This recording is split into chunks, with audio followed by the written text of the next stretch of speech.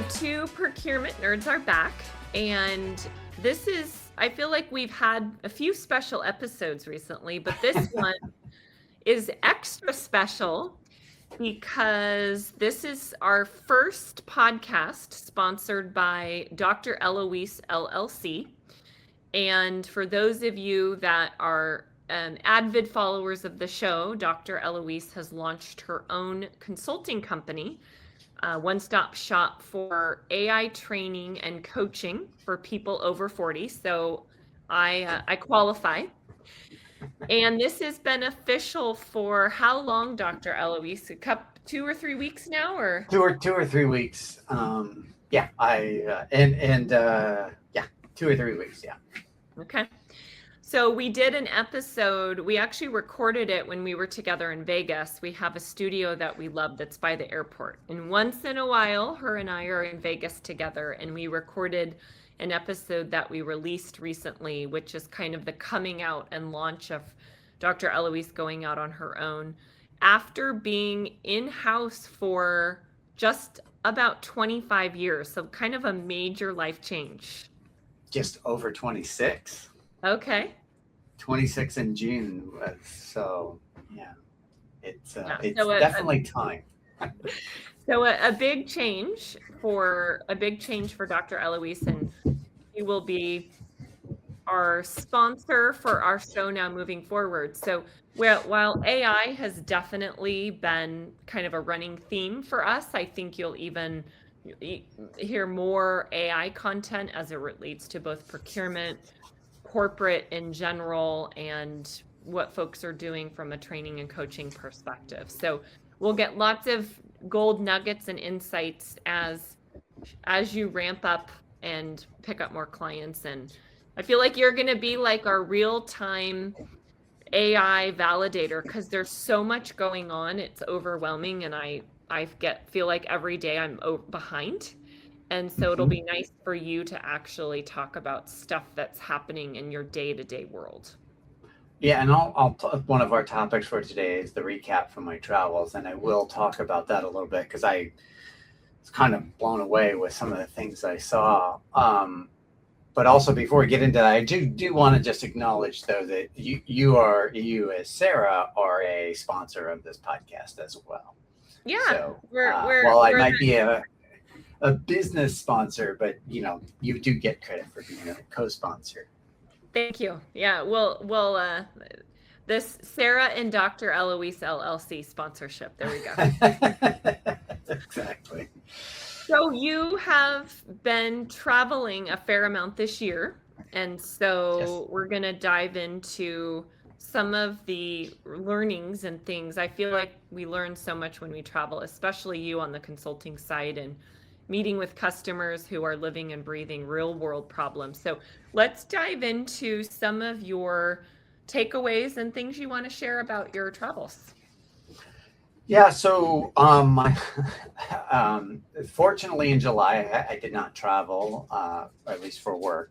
And so I had it was nice to it was an intense, because I went to June, the first part was in New York, and then I was home for a week, and then it was off to Dublin, then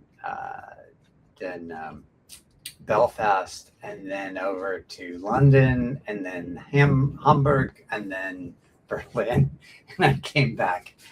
It was almost 2 weeks. I was just, and said, "I'm dead, and I'm done peopling." I'm totally done peopling. I mean, and it was a great trip. I loved every minute of it, and I had great experiences, and a lot of fun. But boy, when I touched down, it took me weeks to recover, like pretty much most of June to recover. So let's talk about, I know you made a list of, because you went so many different places, you made a list of some of your key things. So let's dive into those a little bit. I'm going to start with the Kilbar Conference, which was in Dublin. And I am a huge fan of sort of smaller conferences like that. And it did not disappoint. It was amazing. And like, when I say it's so much fun, it was so much fun. I can't tell you how much I enjoyed it. And a huge thank you to the Kilbar team and Alan and Caitlin. They just put on, and the entire team. It was, I mean, it blew me away. And so, Dr. I for mean, folks who don't know them, give us a high level. What do they do? So Kilbar is a sourcing optimization tool, and it was founded by Alan Holland. I don't know if there are other founders, but I know Alan was one of the founders, or is the founder, or one of the co-founders. I can't remember. But he's like, he's my age, sort of my age range, super smart, and he long ago started this. Is basically sourcing optimization and the ability to do massive permutations, like millions upon millions of permutations in an optimization.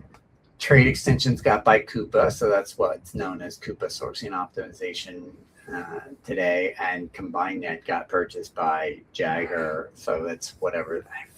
I think theirs is ASO, Advanced Sourcing Optimization, or something. Anyway, but the competitor, the upstart has always been Kilbar. As those two kind of got acquired, Kilbar has been sort of this other player that is not a big suite provider. And they've done a great job. And they really, Alan was the first to, in fact, at the thing I hosted in San Francisco with all the startups years ago that you were a part of. Yeah. Alan was part of that, and he flew over from Dublin to San Francisco for that, and that was pre-COVID. But even then, he was early on doing what we would call today agentic bidding, and during the pandemic, the Kilbar team advanced that, and so. When you think about logistics and some of these and packaging and these just really complicated, like permutations, that's what they do. And friend of the show, Caitlin Smith, who we've met as a marketing person over the years, at least I have.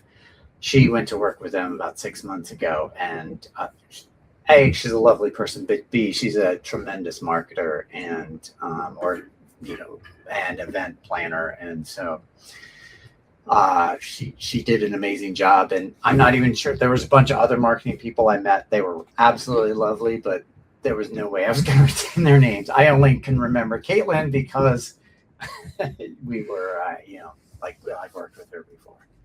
So you said format was small and intimate. Was this a 1 day, 2 day? What was the structure?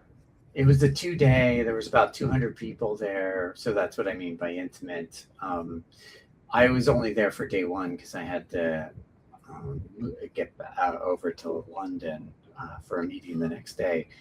Or somewhere, I forget how the timing went.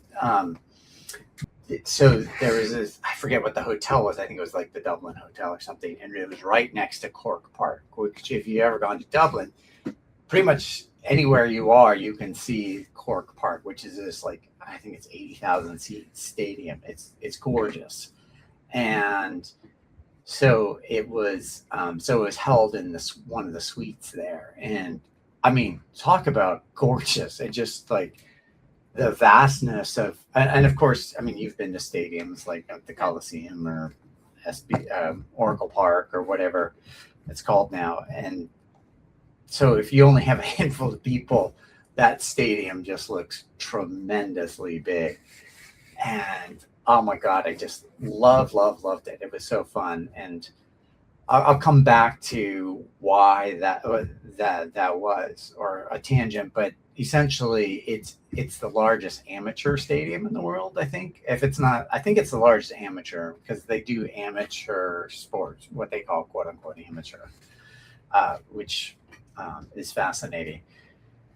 Well, the really funny thing, and this shows you really, really good conference planning. So there's this, the hotel is here, and across the street, like, and when I say across the street, it's like 10 feet. It's not like it's a very narrow road when you're crossing the street, and you were right there at the, I'm gonna guess it was the east side, but it could have been the west side set, or well, it could have been north or south. I don't know. Anyway, the box, the set of boxes on one side of the stadium. However, we were in the box seats on the other side of the stadium. So it's funny to be so close, and yet you had to walk like, I don't know, 9 blocks to get over to the other side of the stadium, which was fine, and it was actually quite lovely. Was the entire event in the box, or that was just an activity? No, it was held in the box, and it was a huge box area. So I mean, it maybe have been several boxes, or I don't know. Got it. Okay. It wasn't just like a tiny box. I'm imagining where in the Bay Area, imagining like the 49ers stadium and those big areas that I think you can do corporate events at as well. Yeah, it would be something like that, akin to that. Although I haven't been to those, but yes, I would imagine it would be exactly that. So, and I was sort of not sure because I'm always lost and I never follow the directions. But I was starting to figure it out. I was watching a couple people go the wrong way. And so then I'm like, all right, well, I'll just go this way. And I was kind of figuring out. And then it was kind of like, I don't know if it was 9 blocks, but you had to go a long way to get just to like exactly on the other side of the stadium. But I realized very quickly that there were Kilbar people, like probably the marketing people or customer service, success people, all along the way, guiding the way. And I thought that was just brilliant to ensure that, I mean, 'cause, how many times have you seen signs or whatever, but what a touch, what a really nice touch. And there was a guy named Niall, and I just remember it because he stopped and introduced himself. He had no idea who I was, or at least I don't think he did. And he was just introducing himself to everybody that went by. And like, because he's I would say he's younger or young, and of course everybody's young compared to me, but the fact that he was out there taking advantage. I mean, you could just stand there and just point people like, that's probably what I would do. It's over there, go. But he took this opportunity to like shake hands with people and introduce himself. And I remember his name. And like, you can make the biggest difference just with the smallest. Also a great branding opportunity. So what you wear matters a lot and can stand out. Exactly. So you are the queen of that. If you have a mascot, or you're leaning into a color and can do creative shirts and shoes and whatever it is you can do, that's a really nice touch when you're welcoming people to an event, and think something that will be memorable, and attendees will think of that after the event. Yeah. And I can remember, I will, well, I'd say I'd never forget, but I forget everything these days. But it's like, it's hard for me to forget, Niall is this guy that was really welcoming. And it was just like, so, because I mean, especially for me, I'm jet lagged and I'm a little lost, and I'm like, I think I'm going the right way and trying not to mess up my hair. And is it going to rain? And then, here's this guy. And there's a few people that are like, it's this way. But like, when I shook his hand, it's like, oh yeah, I'm here.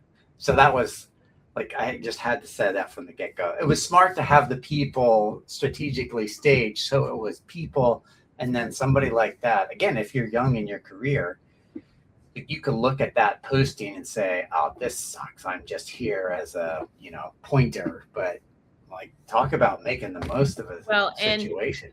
And one of the most powerful LinkedIn posting strategies right now is posting in real life photos. And it's hard when people are remote now and not in an office. So for those who are at an event for something like this, take as many photos as you can. And then you can, so that's another great opportunity as you greet people. Ask, can we take a selfie? Would it be okay if I post this on LinkedIn? because those are outperforming just about everything else right now versus just, boring static, stock images or even, graphics that your designer designs. So that's another way to leverage events and make them continuously provide content for you throughout the year. Yep. And we've talked about this at length. Authenticity wins. Yeah. The other thing I liked about this is that the hotel, we didn't, 200 people didn't take over the whole hotel, but I go down for breakfast on the first day. I run into Alan and we have breakfast together.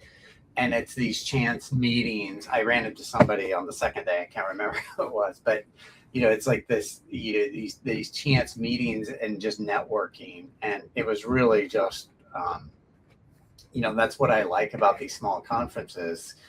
And so you just chit chat and it's really nice. Go ahead. Any content takeaways from any sort of workshops or presentations that stood out to you? Well, one thing that was funny is the first four speakers. So I was the key. Alan kicked off. I was the keynote, and then there's two people behind me. So 3 out of the first 4 presenters had PhDs, which everybody got a chuckle out of. So that was fun. They're bringing their academic game. I know, totally. It was. It was like, we're gonna get like way in the weeds here. What was interesting actually is the content. Well, the audience was not procurement people as such. So the attendees of DPW or ISM or SIG or wherever, whatever conference, procurement conference, this is a different audience because it's oftentimes logistics people. And there were a whole lot of people that I wouldn't, didn't know, but also just in different roles. So the content was definitely geared towards that audience. There was some, Alan talked about the roadmap, and there was some stuff about success and customer stories, and it was all presented by people that are not they were not CPOs, they were not the heads of technology. So if it wasn't a heavy procurement, what was it more of a finance audience? Logistics and supply chain and people that kind of do the sort of, I would say logistics and distribution and that stuff, where you really see the power of these tools. Okay. One, I just gotta say, there's a couple of just like funny things that are just how the conferences, they have those big pots of the hot pots of coffee. And usually you get one of caffeinated decaf and then one that's sort of tea that tastes like coffee because it's never been really cleaned. You know what I mean? I know. Yep, I know that well. Yeah. So here, which was great because you could see the sort of cultural influence. They had one was coffee and one was tea, like black tea or breakfast tea. I guess Irish breakfast tea. Which was, as a tea person, I just love that. So that was a lot of fun. And was the tea drinkable? Oh yeah, it was good. It was good too. Yeah. So all right, thumbs up on the beverages then. Yeah, exactly. And again, it's just these little nuances that, because typically I just look right past those because either I get my coffee elsewhere or I get an espresso or something, or just water and. I'm like, wait a minute, that's breakfast tea. That's, you just like on tap. And it was just like, this was pretty great. And then culturally, of course, at the hotel, there was, let's just say, a whole group of American tourists. And it's funny to see as an American, just because I was just sitting there observing people and I'm not judging them. It's just like, okay, you all are Americans. That's pretty funny. So. We tend to stand out when we travel, aren't we? Sometimes we're kind of obnoxious. Totally obnoxious. And then there was a lot of Irish culture elements, obviously being at Cork Stadium, and sort of being involved. In the end, towards the end of the day, they had a tour of the stadium, and then followed by Irish dancing, and that was pretty awesome. And then of course they had something where they brought people up, and that was fun. I have some videos of that. It was, again, it's almost like you would expect it, but when you see it, it's just like, that's great. And then the takeaway gift. So I guess Alan is a sponsor of one of his local teams. I'm gonna mess it up, but anyway, they gave out these jerseys. Oh, it's a jersey. Yeah, which is his. What? Yeah, there you go. There you go. Now we can see it. It was a little blurred before. Yeah. So, that's the team he sponsors, and again, I guess it's an amateur team, and so I just like thrilled. I love this jersey, and so what a great time. Well, with all the soccer craze going on, jersey's a nice tie-in, right? Yeah, exactly. I can't remember which sport it was, but it might be hurling, but I could be wrong about that. Anyway, two things I learned, though, or one thing that I witnessed that was awkward, and one thing I learned. The thing I learned is I've got to, so I get to the venue, and I make a point to send my slides a week in advance. So I arrive early, and I just check my slides, and they had reformatted all my slides in like in the Kilbar sort of style, and it totally it didn't throw me out during my presentation, but it's like, I had to really like think through and go through and mentally remap my story to these new slides. So I have a new requirement that nobody touch my slides, and I didn't think about that. And you know what? From all the events that I've participated in, I feel like it's hit or miss on that. I've been to some events that are very, very strict about everything being on their template and their format. And then some, they just want to see, they don't care what the formatting is. They just want to see it ahead of time to make sure there's nothing vulgar or inappropriate. So that's an interesting, I'm trying to think about the last conference that we've done that's actually required that. I think for you, especially keynoting, you're mentally, like, everything is just a certain way. So when you see a different visual, I can see that kind of triggering you to be like getting a little confused. Yeah. So I need to be a little more explicit about that. And then I'm not going to name names here, but I saw something that kind of shocked me. There was a few vendors there, and one of the vendor representatives, and let's just say an influencer, got into a tete-a-tete, is that what they say, where they were kind of going back and forth at each other in a very, it was calm. They weren't screaming at each other, but they got into a tiff. Yeah, they got into a tiff, and I was sitting there watching like a tennis match, and I'm like, you know what? I don't need to be here anymore. So I just walked away. But it was like, dude, first of all, it's not even your conference, so just just let it go. And so I haven't seen that. I don't think I've seen that in years. If I can't remember the last time I've seen just even a little tiff like that. Well, it's such a small industry. Be careful what you do in public. Oh my God, yes. And then just a couple other things. Then the next day I went up to Derry and to visit a friend of the show, Michelle Armstrong, who is Michelle, we love Michelle. We love Michelle, and one of the most beautiful people in the world. I got to see her house. She is one of the most energetic humans on the planet. I don't know how she does so much in 1 week. When I talk to her afterwards, I'm exhausted. I'm like, how do you do so much? Oh my God, she is the best, and she knows that I love Derry Girls, which is, if you've seen Derry Girls, I highly, highly, highly recommend it. I'm gonna just create a video on how much I love Derry Girls because it's just such a great show. So so I went up to Belfast, and she took me up to Derry, and we took a picture under the Derry Girls mural. They have a big Derry Girls mural, and we walked You're around the the area. groupie, Dr. E. Oh my God, I love that show. It's so good, especially as a, growing up in the 80s. Yeah. And,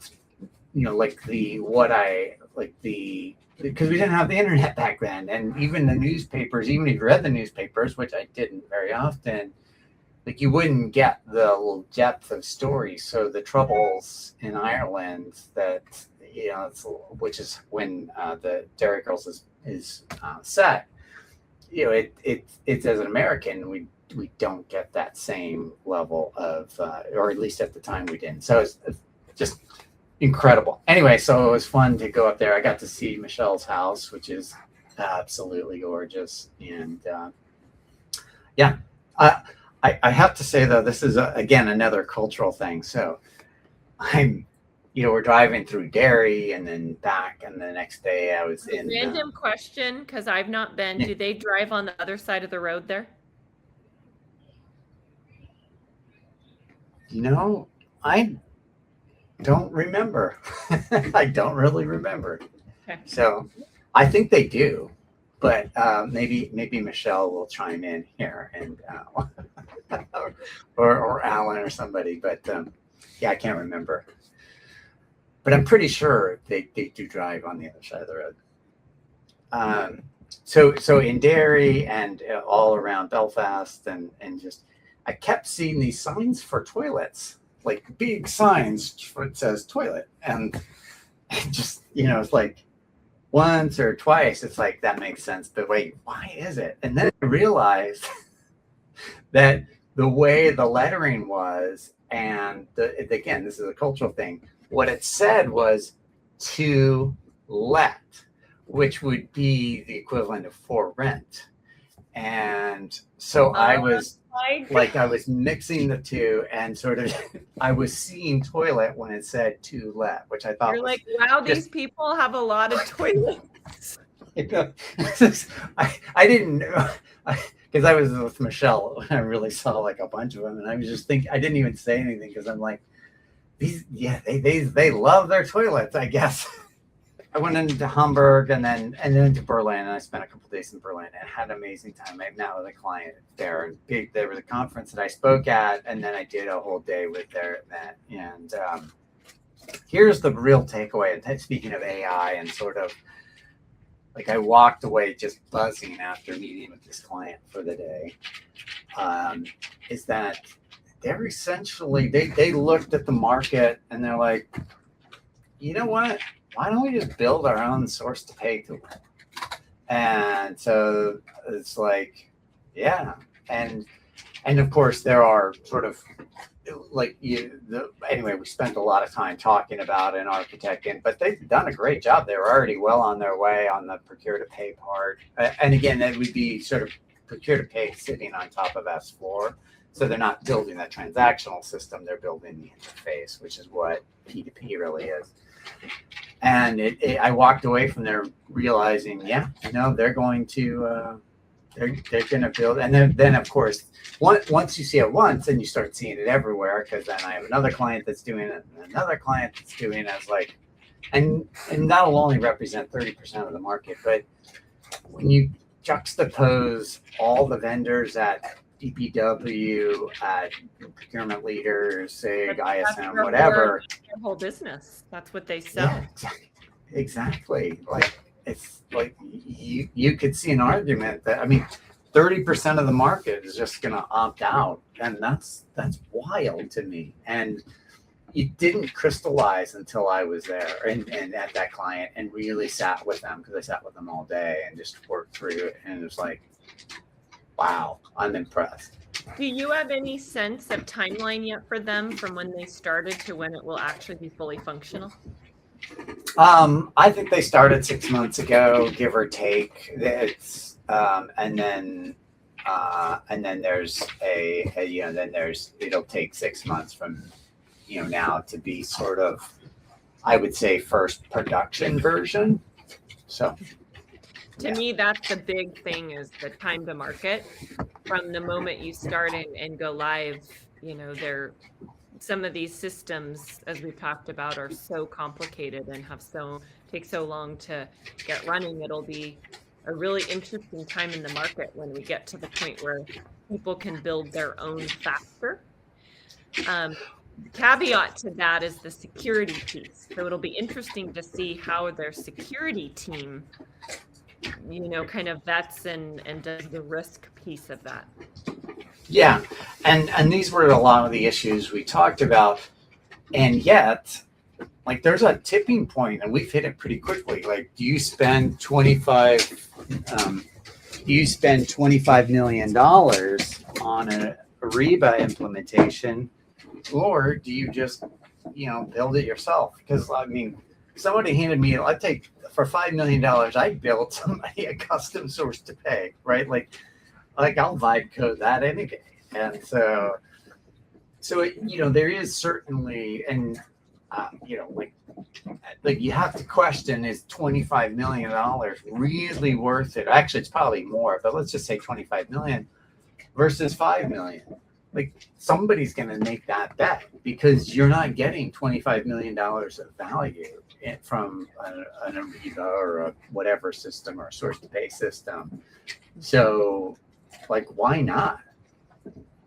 Well, and I think every company has a different price point where it's like becomes the risk and unknown of doing the self-build versus the cost, right? There's a breaking point at which I feel like more and more companies we're going to start considering it. And I fully admit, because like, when you've been doing this long enough, that we go this way, and then we swing back the other way, and then we swing back the other way. So I get that we're swinging back to the build, and that's okay. And maybe we'll all just, I don't know. But for now, we're in this sort of build phase, and it's fascinating to see what folks are doing. And back to your opening.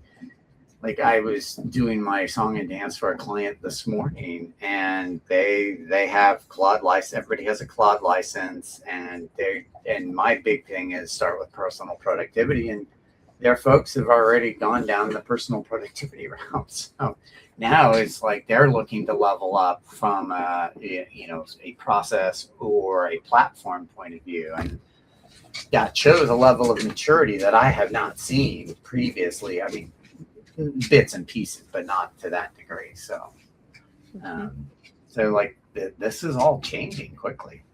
Yeah.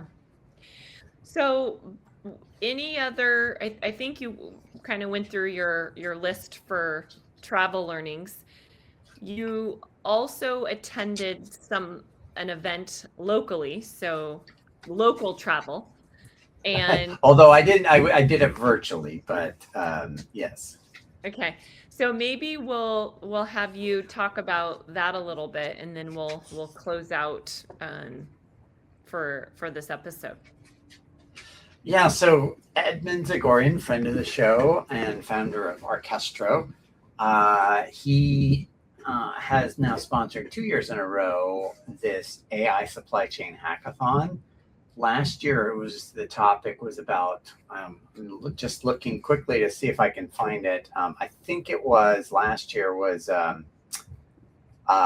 fire, something about, it was, I'm pretty sure it was, I can't find it, but it was around sort of this climate change and increased fire. So fire risk. And so he brought people together to do a hackathon around fire, sort of fire prevention, fire response, etc. This year it was food banks. And to be fair, because I was recovering from my trip, I don't remember a ton. But what I do remember is that there was, I don't know, at least 20 startups that are sort of that came in to do this hackathon, and I was really impressed. And I thought so. Shout out to Edmund for doing this, but also, So when you say hackathon, meaning they were coming in to present, or they were doing live coding and building? I'm not sure. I was just invited to be a judge, Okay, so because I know I've seen in the Bay Area, there's some events that they do, you actually come and build from scratch. And sometimes you've already built and you're coming in to present your idea. That's why I was asking. yeah, I think. Well, actually, I don't know, and so I won't. I won't. Yeah, I won't. Say either way. Either way, yes, exactly. But I have to say, I was super impressed, and watching all these people come together, and again, food banks. It was interesting because pretty much everybody had gone and surveyed different aspects of food banks and the need, whether it was donations or inventory or visibility, and all the solutions were different actually. And I do like sort of seeing really early innovation. And I was genuinely impressed on the topic, but also the breadth of the solutions. Maybe Edmund will ping Edmund and get him to list the companies and sort of the results. But yeah, it was. I was really impressed, and I'm curious to see what he does next year, and then compare that to our last episode was interviewing Heather, the toner queen, and talking about the logistics of dog rescues, and a lot of the themes are similar around IT sort of assets and sort of how do you manage data and how do you share data and information. And I walked away inspired. That's what I will say. Was more of the focus on actual production of food, or was it the distribution? So how do we get more food to people? Yeah, it was more of that. More of one solution had to do with volunteer management.